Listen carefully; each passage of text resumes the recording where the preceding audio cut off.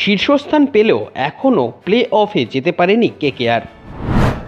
এবারের আইপিএলে প্লে অফে যেতে কোন দলের সামনে ঠিক কী অঙ্ক, চলুন দেখে নেই এক নজরে।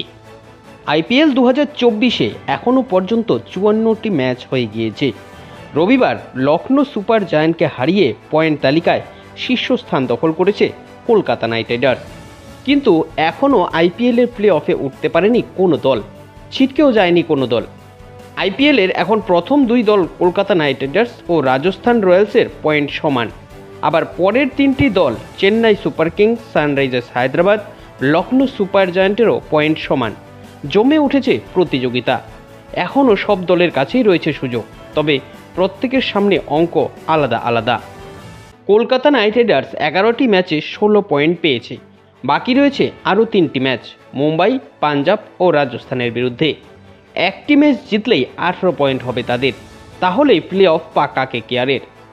আইপিএলের পয়েন্ট তালিকার প্রথম 5 দলের সুযোগ রয়েছে অন্তত 18 পয়েন্ট শেষ করার, কিন্তু এই 5 দলের নিজেদের মধ্যে খেলা রয়েছে।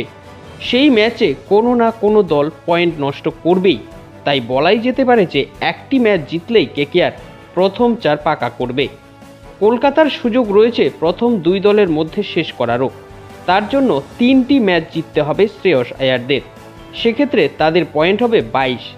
একমাত্র রাজস্থান সেই পয়েন্টে পৌঁছতে পারবে। যদি কেকেআর 2টি ম্যাচ জেতে তাহলে তাদের আশা করতে হবে হায়দ্রাবাদ যেন অন্তত একটি ম্যাচ হারে, তাহলেই প্রথম 2-এ শেষ করতে পারবে কলকাতা। পয়েন্ট তালিকায় প্রথম 1 বা 2-এ উঠলে প্রতিযোগিতায় অনেক বেশি সুযোগ সুবিধা পায় ওই টিম। প্লে অফ রাউন্ডে একটি ম্যাচ হেরে গেলেও পরের ম্যাচে আবার জিততে পারলে ফাইনালে যেতে পারে সেই দল। তাই কলকাতা নাইট রাইডার্সের কাছে এখন সেই সুবর্ণ সুযোগ রয়েছে। সেক্ষেত্রে কলকাতা নাইট রাইডার্সের আগামী যে 3টি ম্যাচ রয়েছে তার মধ্যে অন্তত 2টি ম্যাচ জিততেই হবে। আর 3টি ম্যাচ জিততে পারলে এই পয়েন্ট তালিকায় 1 নম্বরে শেষ করবে কেকেআর। তো আপনাদের কি মনে হয়, শেষ পর্যন্ত কলকাতা কি পারবে গ্রুপ তালিকায় শীর্ষে থেকে এই প্রতিযোগিতা শেষ করতে? অবশ্যই কমেন্ট করে জানাবেন আপনাদের মতামত। আপনি যদি ইউটিউব থেকে আমাদের ভিডিওটি দেখছেন, চ্যানেলটি সাবস্ক্রাইব করে নেবেন, আর ফেসবুক থেকে দেখলে পেজটি ফলো করে রাখতে ভুলবেন না।